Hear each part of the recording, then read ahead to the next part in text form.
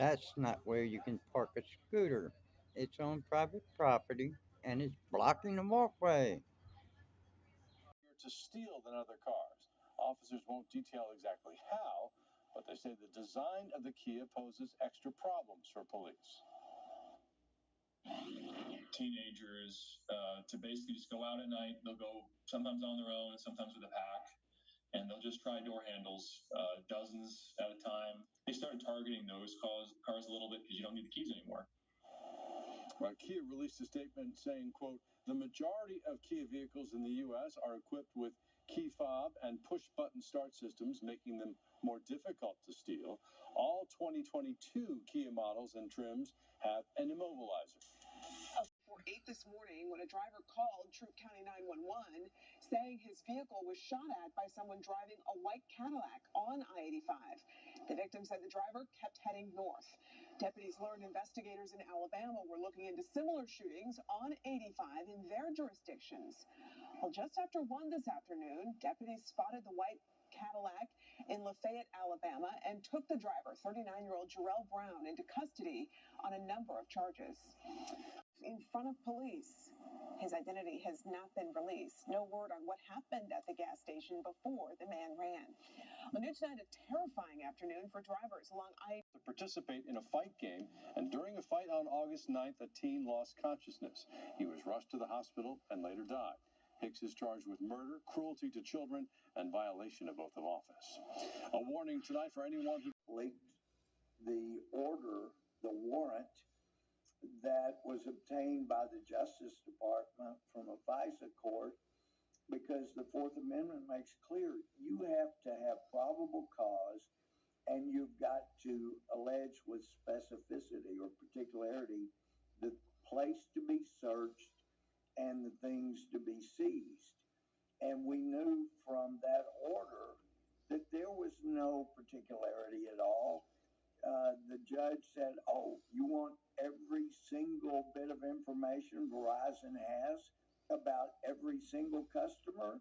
Oh, sure, that meets constitutional requirements, and signed off of it. And we found out it's nearly 99% of the time the FISA judges would just sign off on whatever the Justice Department requested.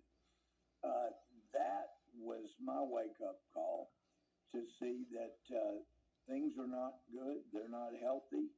You've got federal judges that are not taking care to follow their oaths and the Constitution, and they are not following the Fourth Amendment, Fifth, Sixth. It's and the First Amendment as well, parts of that. So we've seen this coming. And Republicans have not done enough through our leadership. When you look at the weak leadership we've had, whether Boehner, and before that, Hastert, Boehner, Paul Ryan would not let us do anything about the IRS, that there were people that were committing crimes. So we can't have that again.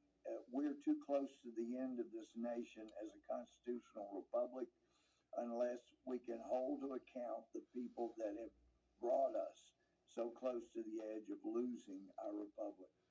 Experts and computing power to develop high-resolution climate models. Texas A&M didn't say exactly why the partnership was terminated, but a Washington Times op-ed piece cited concerns that part of the research would revolve around temperatures in oceans, information that could be used to hide and detect submarines. This amid fears of a possible Beijing invasion of Taiwan. In February, Senator Marco Rubio sent letters to 22 U.S. universities, urging them to end their academic and research partnerships that could benefit Beijing's military. The U.S. submarine force is comprised of just over 70 submarines. All of them are nuclear powered. On the other hand, China's submarine fleets will likely maintain between 65 and 70 submarines through this decade. But only about a dozen of them are nuclear powered. The others are diesel powered. Trade data. It also has expansionist ambitions. The leverage is becoming more and more apparent with the Chinese or Communist Party regime asserting itself and having an impact on local politics, including having let's say, trade zones within which they have a large degree of autonomy or jurisdiction. Over 1,000 Chinese companies have invested in Mexico, and China has become its second largest import partner, behind only the U.S. Colin Fredrickson, NTD News. He or she spent over $375 million to buy 13 tankers in recent months. The goal? To transfer Russian oil, mostly to China, with some going to India. The anonymous buyer purchased the ships indirectly through companies in China and Hong Kong.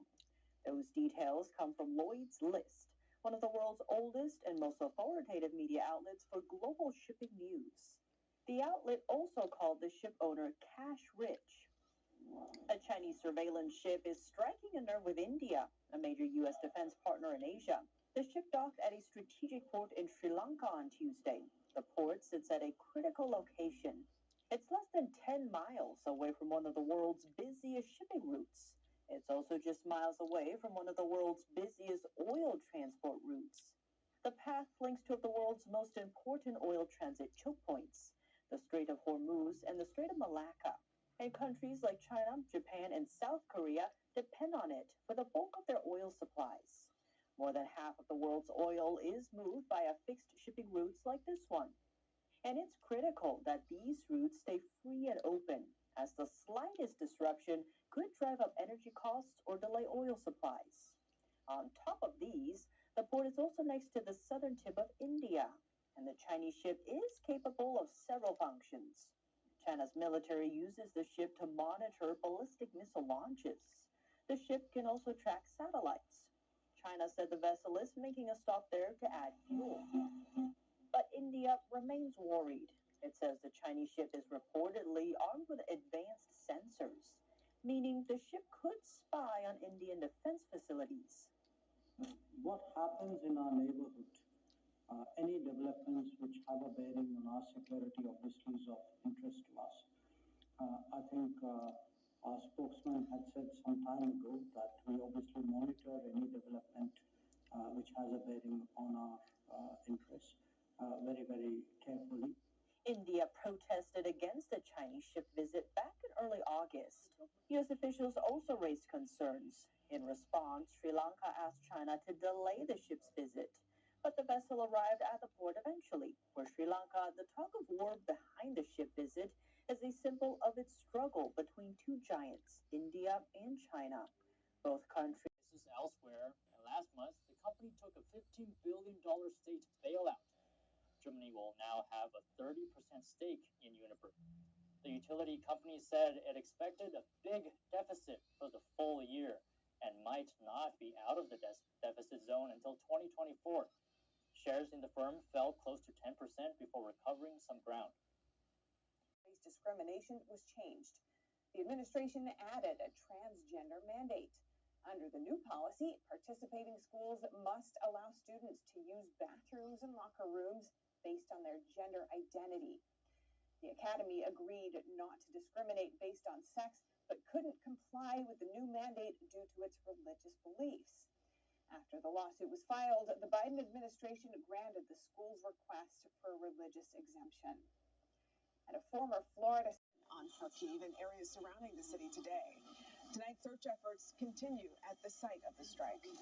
And in southern Odessa overnight, Russian missiles struck the port city, wounding several people. Video from Ukraine's state emergency services shows burning buildings along the coast. Officials say several residential buildings were damaged, along with a rec center.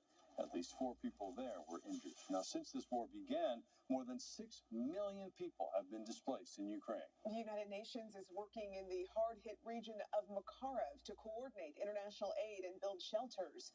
But officials say the need for help is only growing. The economic situation in this country, which is so dire, all of this kind of compounds to make an even greater humanitarian crisis. The UN Secretary General is in Ukraine this week. Tomorrow he will meet with Ukrainian President Zelensky. A man finds